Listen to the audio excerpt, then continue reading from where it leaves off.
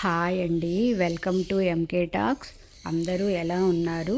నేను బాగున్నాను. మీరు బాగుండాలని మనస్ఫూర్తిగా కోరుకుంటున్నాను. అందరికీ సుబ్రహ్మణ్య షష్ఠి శుభాకాంక్షలండి. ఈరోజైతే సుబ్రహ్మణ్య షష్ఠి అని చెప్పి నేనైతే మార్నింగే నా పూజనైతే చేసుకున్నా అండి. స్వామివారికి ప్రసాదంగా చిమిలి ఉండలు తెలుసు కదండి, నువ్వులతో ఉండలు చేస్తాము. అదైతే నేనైతే నైవేద్యం చేసి ప్రసాదంగా అయితే స్వామివారికి సమర్పించా అండి. ఈ ప్రసాదం చేయడం కూడా చాలా ఈజీ అండి. నేనైతే తెల్ల నువ్వులు నల్ల నువ్వులు రెండు కలిపి అయితే తీసుకున్నాను. ఇట్లా తెల్ల నువ్వులు నల్లవి రెండు కూడా ఆయిల్ లేకుండా డ్రై రోస్ట్ చేసుకోవాలండి. స్టవ్ని కొంచెం సిమ్లో పెట్టుకొని చేయాలి. హైలో పెట్టామంటే మాడిపోతాయి. స్టవ్ని లో ఫ్లేమ్లో పెట్టుకొని ఎక్కువ టైం ఏం పట్టదండి, చాలా త్వరగానే అవి రోస్ట్ అయిపోతాయి. ఏం చేసుకొని కొంచెం బెల్లం తీసుకొని బెల్లంని కూడా మెత్తగా తురిమేసుకొని ఫస్ట్ నువ్వులను అయితే ఒక మిక్సీ జార్లో వేసుకొని మిక్సీ పట్టేసుకొని లాస్ట్ రౌండ్ ఉంటుంది కదండి, ఆ రౌండ్లో కూడా బెల్లం వేసేసి ఇంకొకసారి మిక్సీ పట్టేసుకున్నామంటే పిండి అనేది ఇట్లా ముద్దలాగా రెడీ అయిపోతుంది. అంతే అండి. కొంచెం వేడిగా ఉన్నప్పుడే మనం ఇట్లా రౌండ్స్ లాగా చేసుకున్నామంటే నీట్గా వచ్చేస్తుంది. ఇదిగోండి చూస్తున్నారు కదా ఎంత నీట్గా రౌండ్స్ బాల్ లాగా వచ్చేసాయో.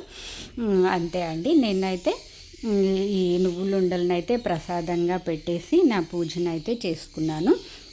ఈరోజైతే సుబ్రహ్మణ్య షష్ఠి తిథి అనేది ఉదయం 11 గంటల వరకు ఉందండి. ఎవరి జాతకంలోనైనా సరే సర్పదోషాలు ఉన్నవారు తప్పకుండా ఈ పూజనైతే చేసుకుంటారు. సంతానం ఆలస్యం అవుతుంది అనుకునేవారు త్వరగా సంతానం కలగడానికి, అలాగే ఎవరికైనా మిస్క్యారింగ్ ఉంటుంది కదండి, అలాంటి వాళ్ళైతే తప్పకుండా ఈ స్కంద షష్ఠి పూజనైతే చేసుకోవాలండి. నమ్మకం ఉంచి చేయండి, తప్పకుండా అంతా మంచే జరుగుతుంది. తప్పకుండా సుబ్రహ్మణ్య ఆరాధన చేసిన వాళ్ళకైతే తప్పకుండా సంతానం కలుగుతుందండి. ఎక్కడ సుబ్రహ్మణ్యుని ఆరాధన జరుగుతుందో అక్కడైతే సంతానానికి ఏ విధమైన లోటు ఉండదు. పిల్లలు ఫ్యూచర్లో మంచిగా ఎదగాలన్నా కూడా సుబ్రహ్మణ్యుని ఆరాధన అయితే చేసుకోవాలండి. అలాగే మన జాతకంలో ఏవైనా గ్రహదోషాలు ఉన్నా కూడా సుబ్రహ్మణ్యుని ఆరాధన చేయడం వల్ల గ్రహదోషాలు అయితే తొలగిపోతాయి. అలాగే వివాహం ఆలస్యం అవుతుంది అనుకున్న వాళ్ళు కూడా సుబ్రహ్మణ్య స్వామిని అయితే పూజించాలండి. మన జాతకంలో సర్పదోషాలు నాగదోషాలు ఉన్న వాళ్ళైతే తప్పకుండా ఈ స్కంద షష్ఠి పూజనైతే చేసుకుంటారండి. సంతానం ఆలస్యం అవుతుంది, సంతానం కలగడం లేదు అనుకున్న వాళ్ళైతే ఎలాంటి విపత్తర పరిస్థితులు ఎదురైనా సరే సుబ్రహ్మణ్యుని ఆరాధన చేస్తే ఖచ్చితంగా సంతానం అయితే కలుగుతుందండి.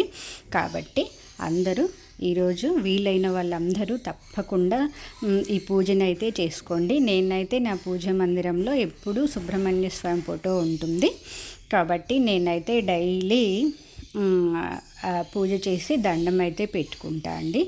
వీలైన వాళ్ళందరూ కూడా ఈ పూజనైతే చేసుకోండి. మరొకసారి అందరికీ సుబ్రహ్మణ్య షష్ఠి శుభాకాంక్షలు. సో నా వీడియో ఎలా అనిపించిందో తప్పకుండా కామెంట్ చేయండి.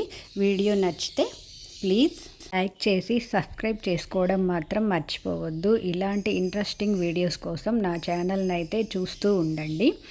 Thanks for watching. ధన్యవాదాలు. మరో మంచి వీడియోతో మళ్ళీ కలుస్తాను. ఉంటానండి. బాయ్.